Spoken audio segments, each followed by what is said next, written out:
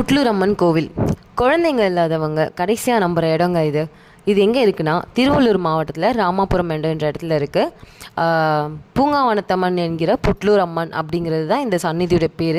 குழந்தை வர வேணுன்றவங்க நம்பிக்கையோட ஞாயிற்றுக்கிழமைகளில் 11 வாரம் ஃபுல்லாக நனைஞ்சிட்டு சாமிக்கு சாத்த வேண்டிய மாலை, தொட்டில், அப்படி எலுமிச்சப்பழம், வளையல்னு நீங்கள் சுற்றி வந்துட்டு சாமிக்கிட்ட கொடுத்தீங்கன்னா எலுமிச்சப்பழத்தை உங்கள் கையிலே ரிட்டன் தருவாங்க.